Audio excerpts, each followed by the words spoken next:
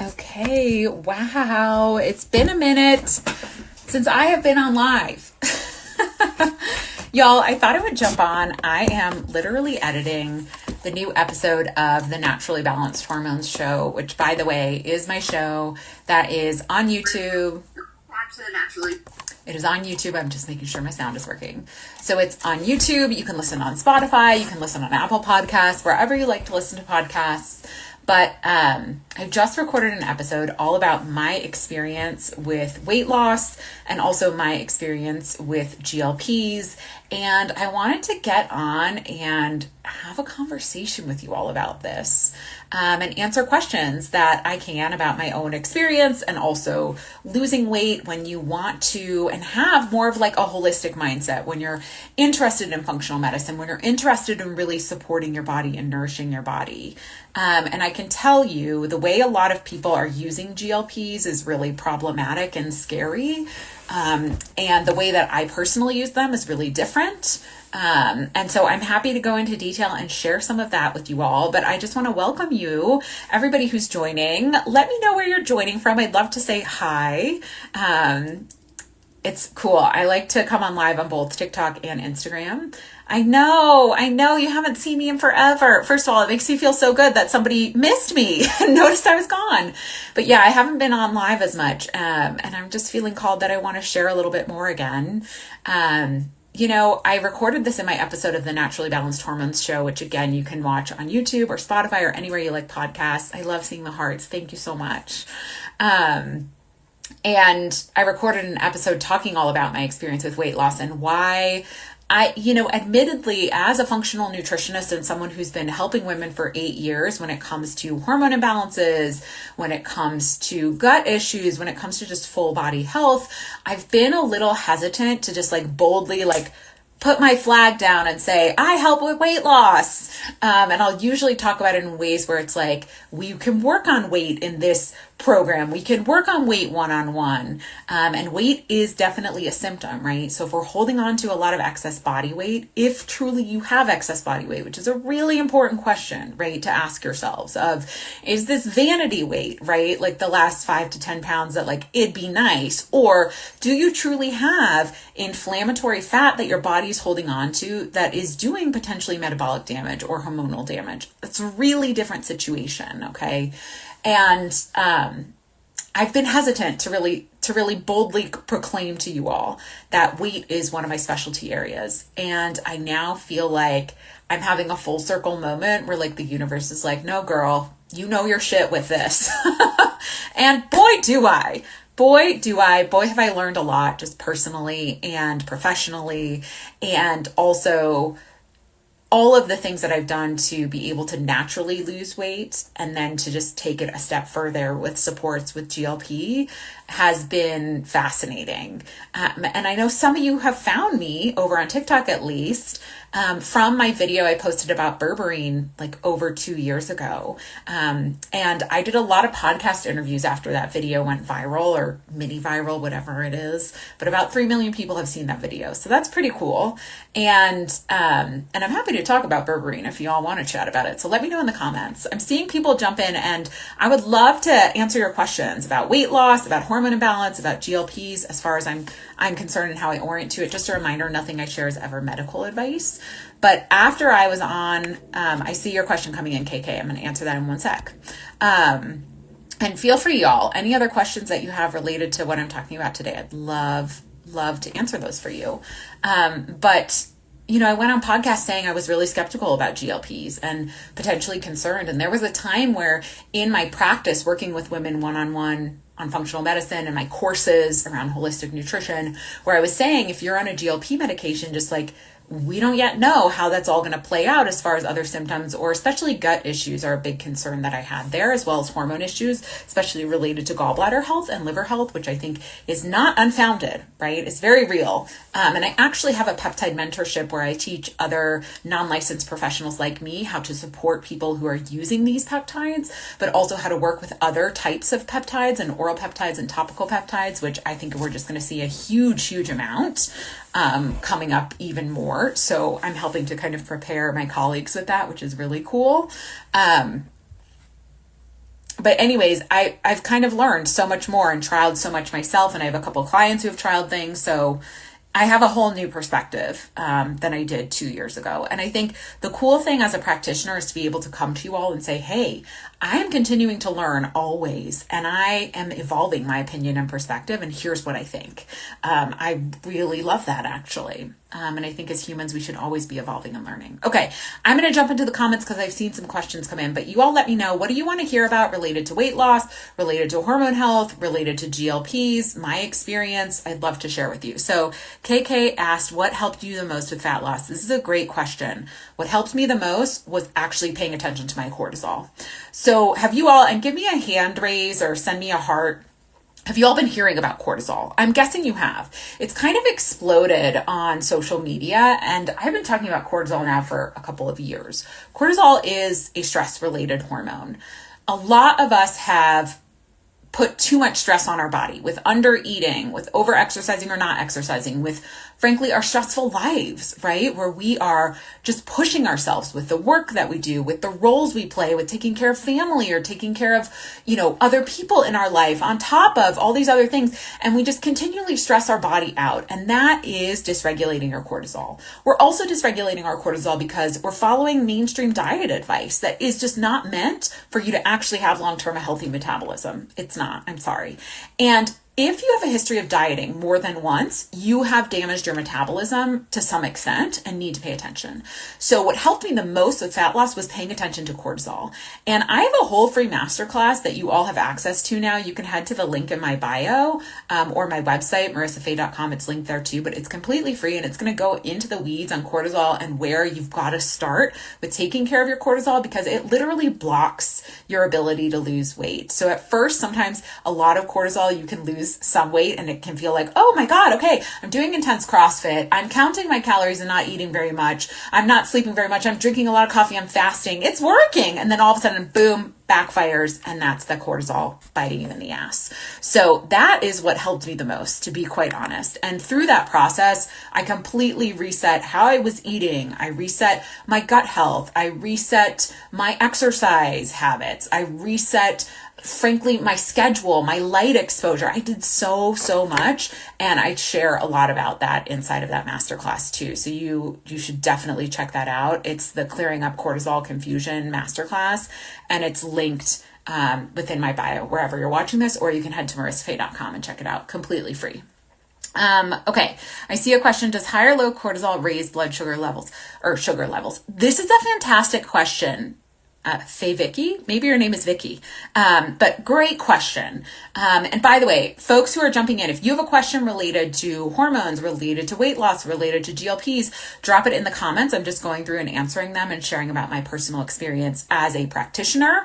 So I'm a functional nutrition and holistic nutrition practitioner, but I also am a woman who's been focused on losing weight for 17, 18 years of my life. And one of the people who actually defies a lot of the statistics, because I have never, knock on wood, I've never fully regained what I've lost or gained more. So I've lost, kind of the lowest I've been is now, but up until like a year ago, I still was at like my lowest weight that I had in over a decade.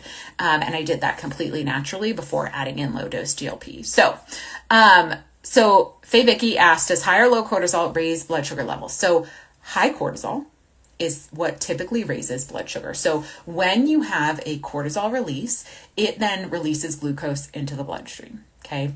And that is because your body is getting the signal from that cortisol release of like, hey, we've got to run. We've got to be prepared to respond to this threat, to this danger. And so we need energy, which at the end of the day, glucose, mega load of energy, right? But when your body doesn't clear it appropriately, that's when we go to storing fat, we get insulin resistance, we get all kinds of problems there. So that is initially. Here's the thing. People ask me all the time about testing cortisol, and we always can, right? If you're somebody who's like, I need to see the black and white data, I got you. I run 24-hour cortisol tests all the time, which I much prefer to just a blood test where we're looking one point in time. I want to look throughout a day what's happening in your cortisol, and it's an optional upgrade. I have a course, the Balanced Cortisol Academy, if you're ever interested in, and I have an upgrade option there where we can look at your cortisol through a 24-hour period. But most people first have a period of time where they're having too much cortisol, right? And we're seeing blood sugar rise as a result and in combination with that. But then what happens is cortisol goes low.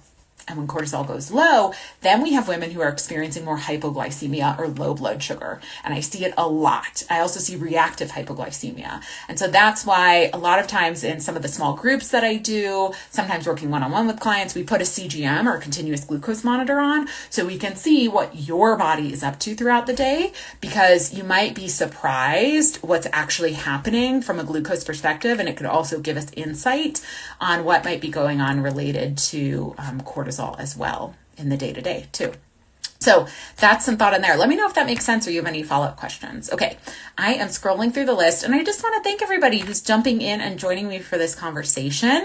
If you have questions about hormones, about weight loss, about GLPs, I am happy to give my perspective as a functional nutritional therapy practitioner and a woman who has been focused on weight loss and dieting for almost half my life. Okay, Wandering Bear asked, is cold brew good for hormones? So here's the thing, and we gotta talk coffee. Who here likes coffee? Coffee tastes delicious, right? So here's the thing.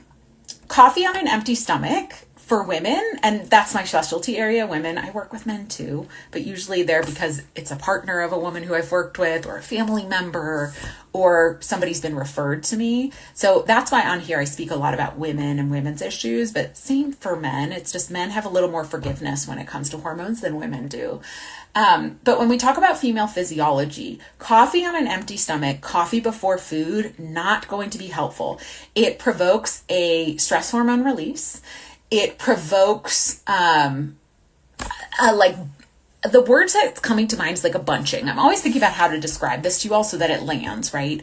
But it's like a tightening, right, of the system, of the body, of the digestive tract. And a lot of women use it to suppress their appetite, which ultimately backfires and bites you in the not metaphorical ass. So I'm not a fan of coffee on an empty stomach. I'm not a fan of coffee within the first hour of waking. You've got to prioritize a balanced meal before you do that. And then you want to be picky about your coffee. So you want coffee that's at least organic. If they can test for mold, that's great too. I love Paleo Valley. Their coffee is incredible, and I can share a link with anybody if you send me a DM. I have a link with a discount code for you all. But I think be really mindful of how much you're consuming. Be mindful of when you're consuming it. And if you are somebody who tends to run stressed and run anxious, it's probably not a great idea for you right now. So that's what I would say as far as generalities related to coffee. Yeah. Okay, let's see. I'm doing Pilates and it's raising my sugar levels. Well, okay, so when we exercise in general, blood sugar does tend to rise and then fall typically. And so that's not necessarily on its own an alarming thing. It kind of depends how much it's rising. It depends if you're doing it on an empty stomach or not. It depends on what you're seeing throughout the rest of the day as far as how your body is responding. But I also am going to go on record, and this is a controversial opinion. Who else here does Pilates? I'm just really curious. I'm always curious about the Pilates crowd. And I've taught mat Pilates. I've thought about getting more training in Pilates because it can be really restorative, really core supportive. But Pilates does not replace strength training. Pilates does not replace low intensity movement like walking. It is kind of next on the list, unless you're using it therapeutically for something like a back issue. Which I have seen done and think it can be a great strategy. But what I'm seeing is a lot of women using Pilates in place of low intensity movement like walking, in place of true strength training with progressive overload. And it does not replace those things. And so be really mindful of how often you're going to Pilates, what style of Pilates it is, and if it's supporting you and helping you reach your goals, because it really may not. And I know that's kind of a hard thing to hear, but that's just something to kind of be aware of. As folks are joining, I just want to welcome you. So I'm Marissa Fay. I am board certified in holistic nutrition. I work with women to improve their hormone health and their gut health. And I have fantastic courses like the Balanced Hormone Blueprint and the Balanced Cortisol Academy that have helped hundreds of women. I also work one-on-one with women all over the world, actually, which is super cool. And today I'm talking about weight loss. I'm talking figuring out my cortisol and how it really unlocked my weight loss, and then furthering my weight loss with the use of low dose GLPs. And I'm happy to answer questions that you have about any of that in the comments. So let me get into it a little bit of just what I experienced there.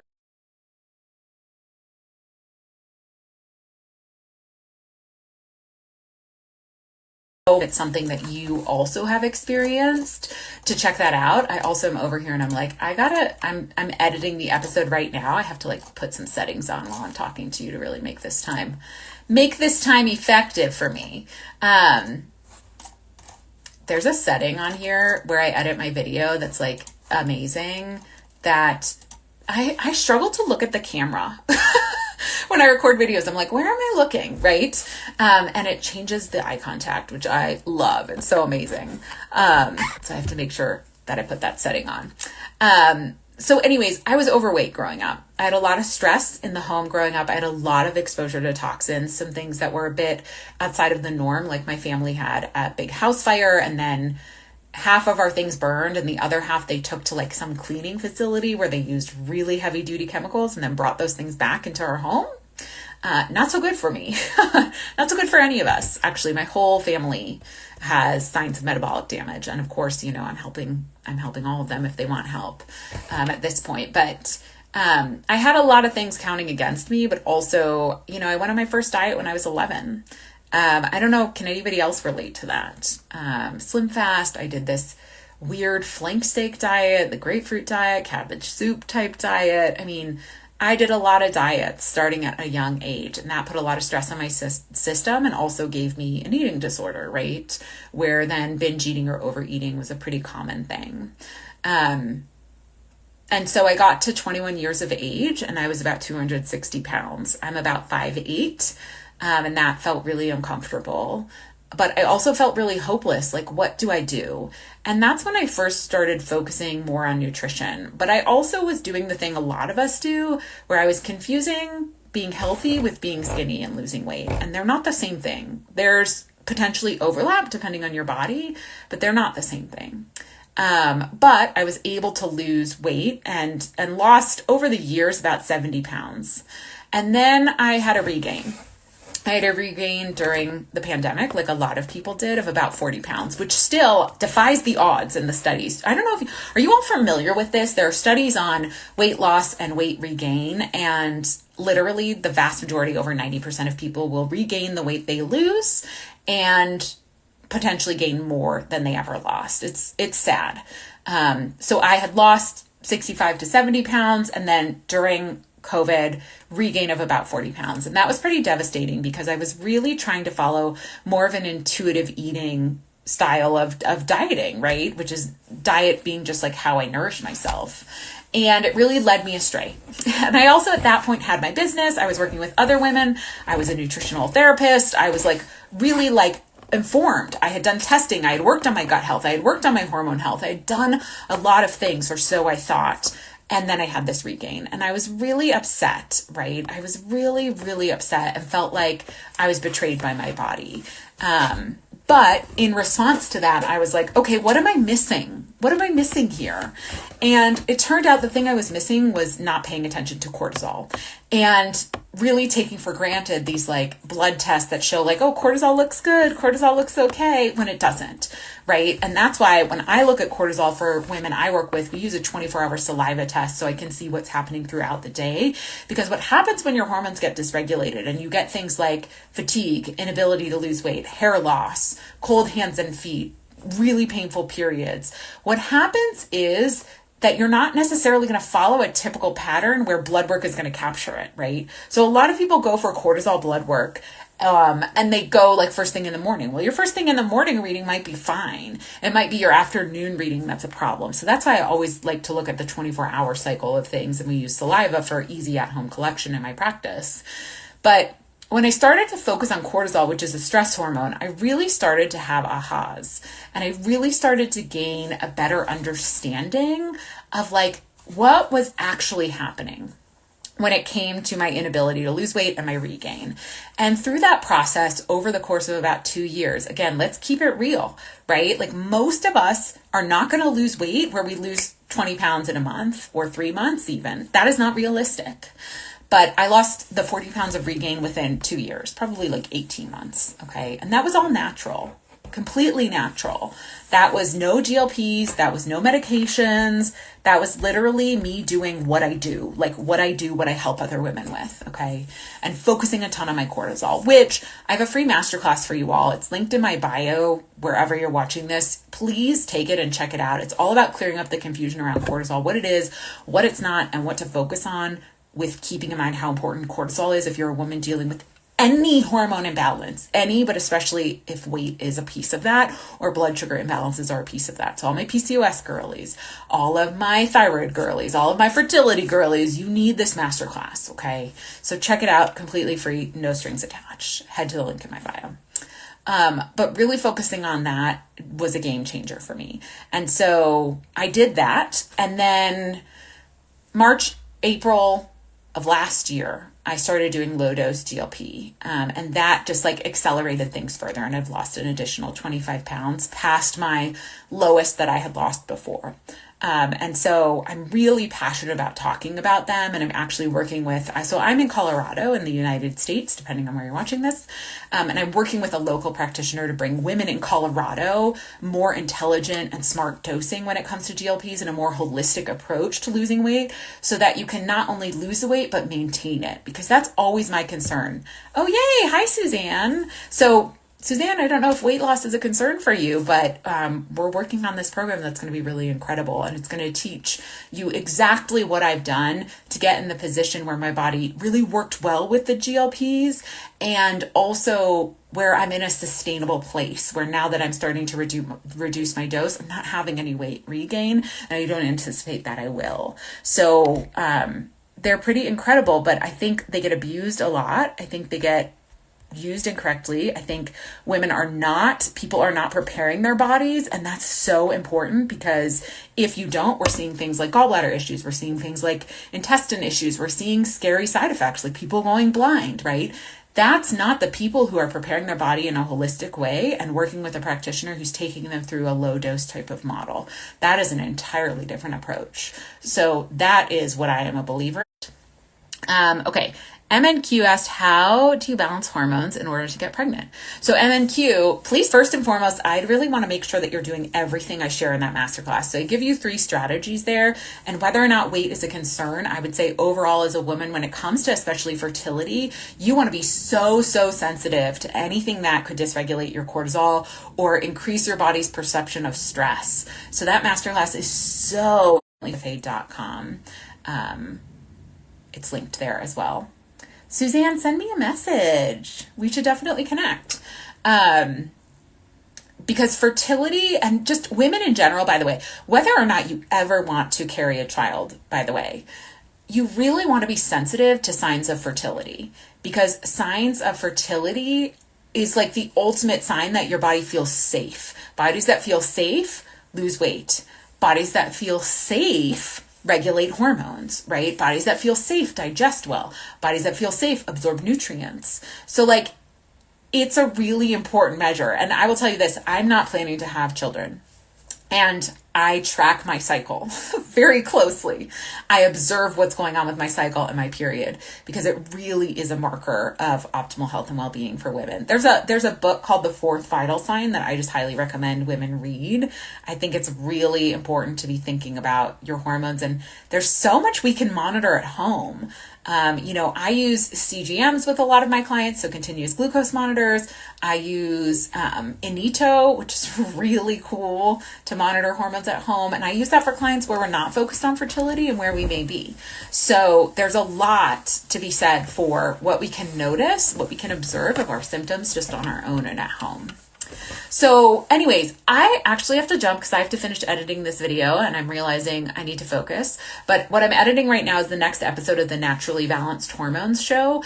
You can check that out on YouTube, on Spotify, on Apple Podcasts, wherever you like to listen to podcasts. That's a cat opening up the door for us. But I would love for you to check out this episode. I literally just recorded an episode about what I've been talking about today. And I'd love to hear from you in the DMs, like what resonated for you, what questions are coming up, what you want to know know about GLPs and my experience, what you want to know about losing weight naturally and my experience with that, because I would love to answer your questions and support you with that. All right, y'all, have a fabulous rest of your day. Thanks so much for joining me, and I hope I'll see you again soon.